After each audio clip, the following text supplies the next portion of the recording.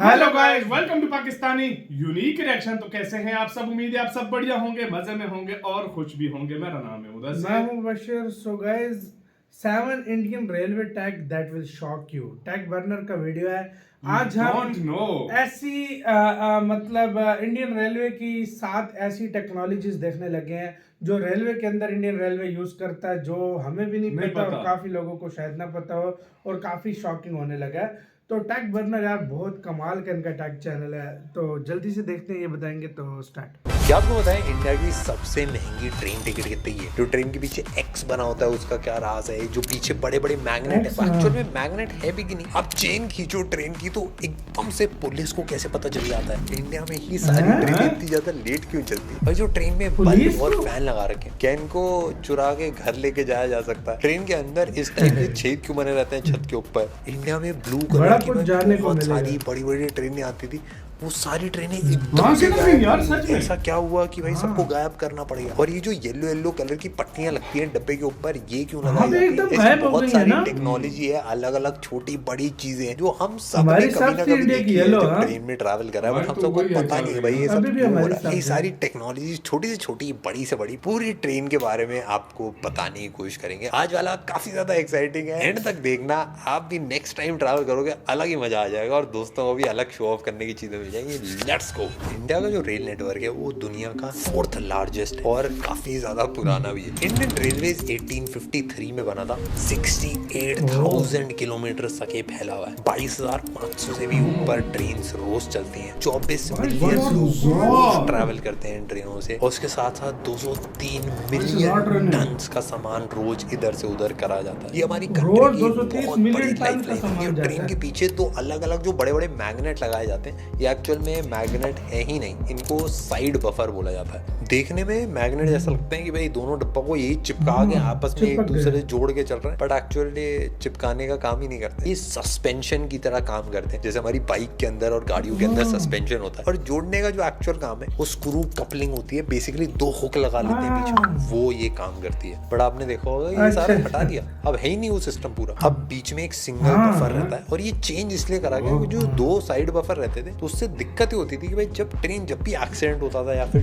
पटरी से उतरती थी तो डब्बे एक के ऊपर एक चढ़ जाते थे, और एक्सीडेंट थोड़ा ज्यादा खतरनाक होने के चांसेस रहते हैं। बट जब भी बीच में अगर लगता है तो इससे साइड बाय साइड डब्बे गिरते हैं, तो अगर डीरेल भी होता है तो एक्सीडेंट ज्यादा बड़ा नहीं रहता। हमने ऐसे बल्ब लगे देखे हैं, पंखे लगे देखे हैं, हम सबका मन करता है कि भाई निकाल के घर ले जाए क्या। पहले क्या करते थे लोग ना, उठा के ले भी जाते थे, पंखे उठा के ले गए, लाइट उठा के ले गए, मग्गा उठा के ले गए। मग्गे से तो आप धो लोगे, बट लाइट आपका धोती। जैसी एक तो लाइट आप निकालो उसमें रिस्क बहुत ज्यादा रहता है, क्योंकि ये जो करंट होता है तो डीसी करंट चलता है। अगर आपके कोई तार चिपक गई तो आप एक लाइट के चक्कर में आपकी बत्ती गुल हो जाएगी, और घर पे पंखा लाइट आप ले भी जाओ वो चलेगा नहीं घर पे। ये सही डीसी पावर पे चलता है, और डीसी पावर जो कार की बैटरीज में यूज होती है, ट्रक की बैटरीज में यूज होती है, वो सिमिलर पावर होती है। और ट्रेन में भी आप बोलोगे यार ये ऊपर तारें तो लग रखी हैं, बट तारों से एक्चुअल लाइटें नहीं जलती। पूरी ट्रेन में पीछे एक जनरेटर कार जो होती है उसके अंदर सारा माल मसाला होता है, उससे एक्चुअल बिजली आपके सारे डब्बों तक पहुंचाई जाती है। एक चीज और नोटिस करी होगी आप, रात में फोन चार्ज करने से मना करा जाता है ट्रेन के अंदर। आपको लग रहा हो रात में ऐसा क्या हो रहा है? हमारी जितनी भी अप्लायंसेस हैं, जैसे मोबाइल्स हैं, लैपटॉप्स हैं, इन सबको एसी करंट से चार्ज करने के लिए बनाया जाता है, बट जब इनको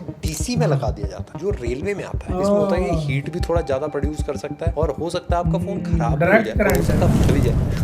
तो इसीलिए रात में अवॉइड करने के लिए बोलते हैं। थोड़े थोड़े टाइम के लिए डीसी से चार्ज करने में कोई दिक्कत नहीं। ज्यादा लंबे टाइम तक अगर आप डीसी करंट से अपना फोन चार्ज करते हो, लैपटॉप चार्ज करते हो, तो आपका फोन भी डैमेज हो सकता है और आसपास वाले लोग भी डैमेज हो सकते हैं। ऊपर की तरफ आपने देखा होगा भाई स्पीकर के ना ऐसे छेद से बना रखे हैं भाई, गोल गोल से। समझ नहीं आता लोगों को भाई गाना तो इससे कोई व्यवस्था नहीं है, अनाउंसमेंट हो रही है, अनाउंसमेंट कहीं और से सुनाई दे रही है। ये स्पीकर जैसी चीज असल में रूफ वेंटिलेटर है। जब भी लोग इकट्ठा हो जाते हैं चीजें एकदम बढ़ जाती हैं, ये रूफ तक वेंटिलेशन पहुंचाने के लिए काफी ज्यादा काम आता है। तो गर्म हवा ऊपर जाती है, दूध उबाल के दूध फाड़ के देखो तो ऊपर चिपकता है।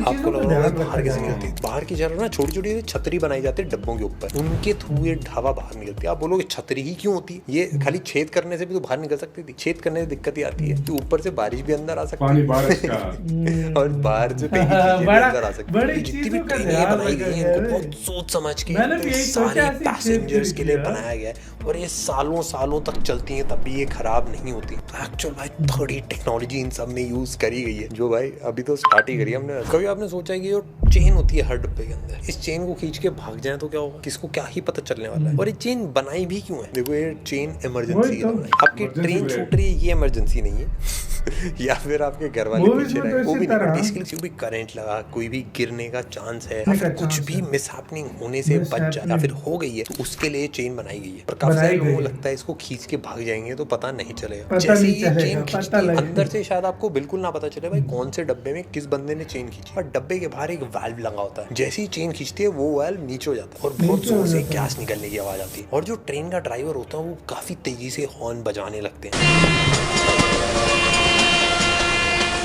ताकि पुलिस वुलिस आसपास के सारे लोगों को पता चल जाए कि भाई चेन खींची गई है। उनको भाई देखना है, चेक करना है कोई एक्सीडेंट हुआ, कोई दिक्कत तो नहीं होगी। और जैसे ही उनको पता चलेगा, स्टेशन यहाँ पे रुकने नहीं वाली थी ट्रेन, वहाँ पे चल के जाना पड़ता, खींच दी, वहाँ पे भी पकड़े जाने के बहुत ज्यादा चांसेस है। एक आवाज आपको सुनाता हूँ,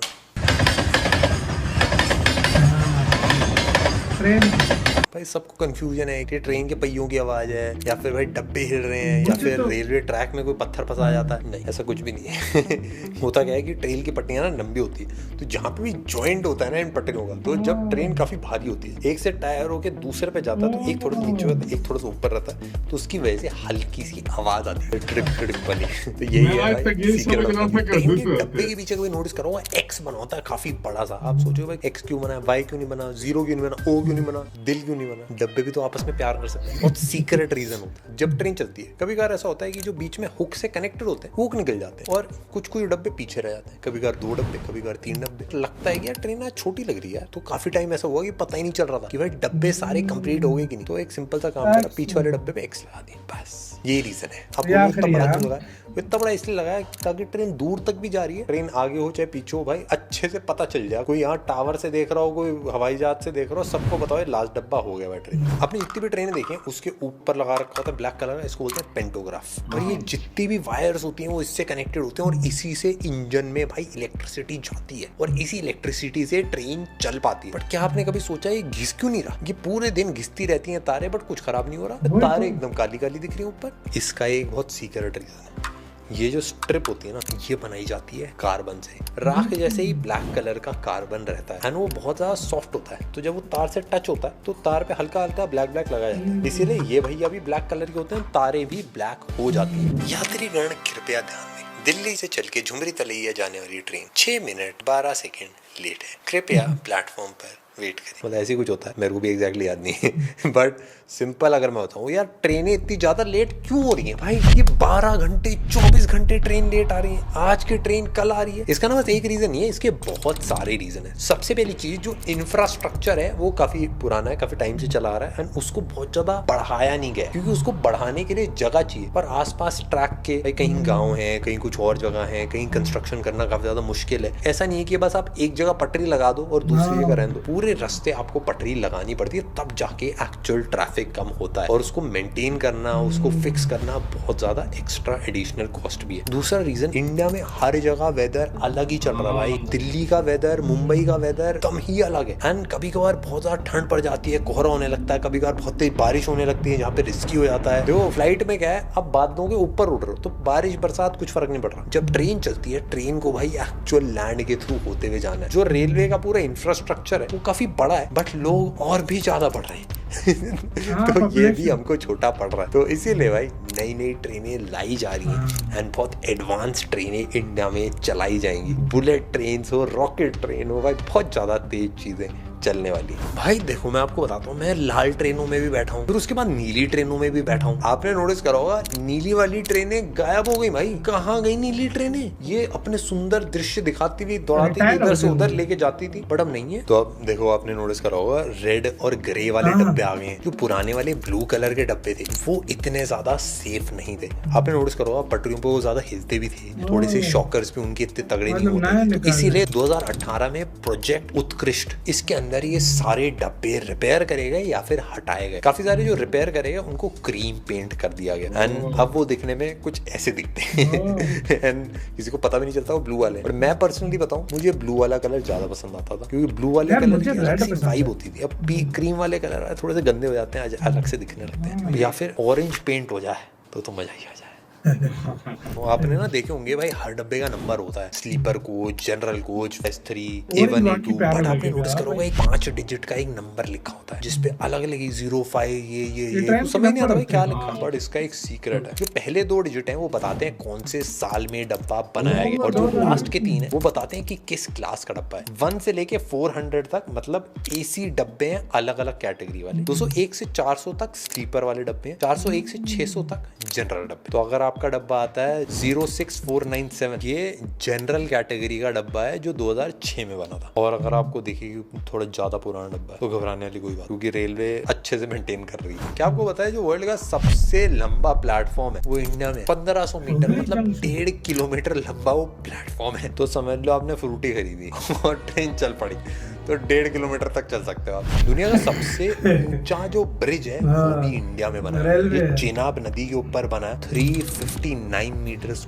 ऊंचा ये ब्रिज है। और ये ब्रिज पूरी तरह 2022 में कंप्लीट हुआ था। इसमें अगर आप देखोगे व्यूज जो है वो कुछ अलग से ही आते हैं, थोड़ा सा खतरनाक तो लगता है भाई दूर से देखने। क्या आपको पता है इंडिया में सबसे महंगी ट्रेन टिकट कितनी? 20,90,000। इस प्राइस में आप एक क्रेटा खरीद सकते हो, एक ड्राइवर रख सकते हो और पेट्रोल भरवा के दिल्ली से मुंबई खुद बैक सीट पे लेके जा सकते हो, तब भी आपको शायद सस्ता पड़े। बट ये बनाई गई है महाराजाओं के लिए। इस पूरे ट्रेन के अंदर आपको एक लिविंग रूम, 2 बाथरूम एंड एक बाथटब मिलता है। आप समझ लो आपका घर ही ट्रैवल कर रहा है दिल्ली से मुंबई, ऐसा फील होता है। एक पर्सनल वैले भी मिलता है 24/7। आप रात में बोलो भूख लग रही है कुछ ले आओ यार, वो आ जाएंगे, सैंडविच आ जाएंगे भाई। आपको उतर के चाय नहीं लेनी पड़ेगी यार, चाय डायरेक्ट आपकी बाथटब में खुद भी पिला दें चाय। ये ट्रेन 7 दिन तक चलती है। दिल्ली से लेते हुए जाते हो उदयपुर, जयपुर, आप जगह रुकाती है, फिर आपको दिखाती है अलग अलग चीजें, फिर लेके जाती है मुंबई। ये बेसिकली काफी सारे जो फॉरेन टूरिस्ट होते हैं जिनको लग्जरी वाला एक्सपीरियंस चाहिए ट्रेन के अंदर का, उनके लिए काफी है। काफी लोग ट्रैवल करते हैं, अलग अलग चीजें एक्सपीरियंस करते हैं, उनको मजा आता है। बट मैं पर्सनली ये एक्सपीरियंस मैंने अभी तक नहीं दिया। क्या आपको पता है इंडियन रेलवे कितना पैसा कमाती है? 2.4 लाख करोड़ रुपए कमाए थे 22-23 में। बस इसका 1% मिल जाए, 2400 करोड़ आया। 1% कोई बात नहीं, हो जाएगा मामला सेट। 2.4 लाख जब आप ट्रेन के टॉयलेट में कुछ भी सामान पैंट नीचे कर रहे हो, आपका मोबाइल लुढ़क गया तो सारा विसर्जित हो जाता, क्योंकि सब खुला रहता। और उसमें एक दिक्कत और थी कि मतलब नीचे खटखट देख के ना रुक जाता था सारा जो मामला था वो, मतलब डर के मारे वो तो अब वो सीन हट चुका। और मैं जब पहली बार प्लेन में चढ़ा था, पहले नीचे गिर जाता था, प्लेन में टॉयलेट भी ऐसे होते हैं क्या? वहाँ पे भी ऊपर पहुंचाते हुए जाते हैं, कभी कभी बालिश थोड़ा पीला हो जाता। और मुझे पता चला कि अब ट्रेन के अंदर बायो टॉयलेट्स लगाए जा रहे हैं। ये बेसिकली एक टॉयलेट होता है जिसमें वेस्ट कलेक्ट होता है और इसके अंदर बैक्टीरिया जो होते हैं वो सारे वेस्ट को कन्वर्ट करते रहते हैं बायोकंपोस्टेबल चीजों में और गैस बना के उड़ाते रहते हैं। तो इनको क्लीन करने की जरूरत नहीं पड़ती। क्या जबरदस्त आइडिया है भाई। क्या आपने कभी सोचा है 2 ट्रेनें आपस में टकरा क्यों नहीं जाती, या फिर एक के पीछे एक टक्कर क्यों नहीं हो जाती? ऑटोमेटिक कैसे पता चल जाता है ट्रैक चेंज करना है, कौन सी ट्रेन कहाँ से जा रही है? क्योंकि काफी टाइम भी ये होता है कि मतलब एक ट्रेन सेम ट्रैक से इस तरफ जा रही है राइट में और सेम ट्रैक से दूसरी ट्रेन लेफ्ट जा रही है, तो ये आपस में टकरा क्यों नहीं रही है? तो इसका एक रीजन, एक ऑटोमेटिक ब्लॉक सिग्नलिंग सिस्टम होता है। जब तक एक ट्रेन एक पर्टिकुलर डिस्टेंस कवर नहीं कर लेती तब तक दूसरी ट्रेन को सिग्नल नहीं मिलता आगे जाने का। तो 2 ट्रेन के बीच में एक डिस्टेंस रहता है, एक मिनिमम। तो समझ लो 2 ट्रेनें जा रही है, ठीक है, यहाँ पे एक सिग्नल है, यहाँ पे एक सिग्नल, इसमें ग्रीन है, इस पे रेड है। जैसे ही इसको पार कर लिया पूरा तो इसमें रेड हो जाएगा, इसमें ग्रीन हो जाएगा, परफेक्ट। तो पीछे वाली ट्रेन आ जाएगी। कवच करके एक एंटी कोलिजन सिस्टम बनाया गया इंडिया में। ये सिस्टम ट्रेन को टक्कर होने से रोक लेता है। ये बेसिकली जो ड्राइवर होता है उसको एडवांस में अलर्ट कर देता है कि भाई रेड सिग्नल आने वाला है, और कोई भी इमरजेंसी होती है तो SOS मैसेजेस भी ये दे देता है। ये अभी रिसेंटली लॉन्च हुआ है और उसको इंस्टॉल करने की कॉस्ट 50 लाख 1 किलोमीटर की। तो अभी ये सेटअप करा जा रहा है ताकि भाई कहीं पे भी कोई भी टक्कर वाला मामला बिल्कुल। काफी लोग होते हैं अपना प्राइवेट जेट ही होता है कि अपना जेट चलाएंगे प्राइवेट, वो हवा में आसमान में उड़ाएंगे। और काफी लोग प्राइवेट यॉट चलाते हैं अपनी, वो शो ऑफ करने के लिए, ये देख बेटा। बट कभी आपने सोचा कि प्राइवेट ट्रेनें क्यों नहीं होती भाई?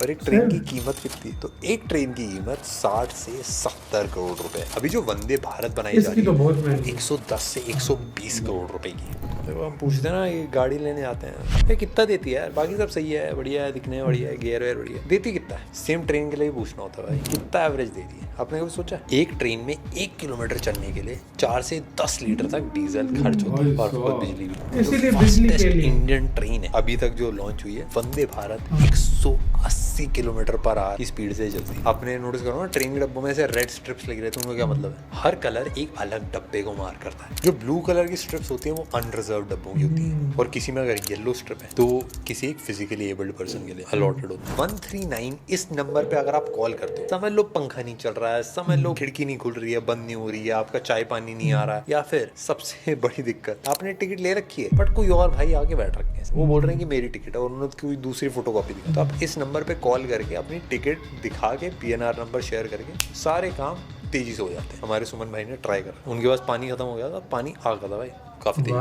अगर आप जनरल डब्बे में हो तो ये ट्रिक काम नहीं करेगी। चलो भाई, हमने सारा अंदर का सच भाई ट्रेनों में क्या हो रहा है, कैसे हो रहा है, सब कुछ बताने की कोशिश करी थी। भी टेक्नोलॉजीज थी, आई होप आपको सब पता चल गई होंगी। इसी के साथ यार एक ट्रेन में क्या कुछ है यार, हम तो खाली ट्रेन मुझे देखते हैं यार। इसमें 70% बातें नहीं पता थी, 30% मुझे इसमें तकरीबन भाई 80% नहीं पता थी, सही बोलूं तो। और आपको ये बताओ किसको पता थी ये सब कुछ? ये खटाखट की आवाज, और वो एक्स वाला मुझे पता था, एक्स वाला मुझे नहीं पता था और मुझे वो नहीं पता था कि उसमें पूरा एक बोगी या एक इस तरह होता है, पूरा वो जनरेटर होता है। मैं ये समझता हूँ ऊपर से ले रहा है, लगा हुआ है। मैं समझता वही तारों से बिजली ले रहा है। अच्छा, मैं आज तक ये समझता रहा हूँ, मैं आपको सच बता रहा हूँ। देखो यार, मुझे नहीं पता इस चीज का।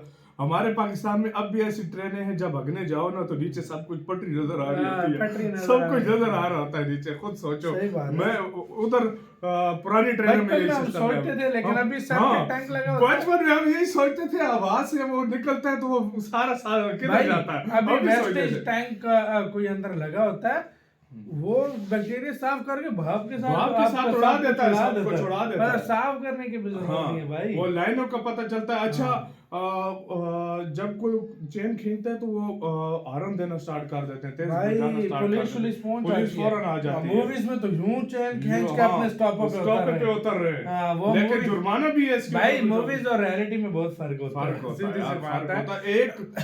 एक ट्रेन 115 से 20 करोड़ की वंदे भारत आती है, खुद सोचो। और डेली 26,000 से ज्यादा ट्रेनें चलती है ना इंडिया में। 22,000 ट्रेनें एक दिन में। 2022-23 में 4 लाख करोड़ से 2 लाख करोड़ के 4 लाख था, 2,40,000 करोड़ ये सिर्फ बचत हुई थी। ये प्रॉफिट कमाया था। तो आपका किसका कहना है, अपनी राय बताओ। कैसी मालूमात लगी और कितनी मालूमात? इंडियन रेलवे ने बड़ा ध्यान दिया यार, बहुत ज्यादा ध्यान दिया। बहुत ज्यादा ख्याल रखना तो है।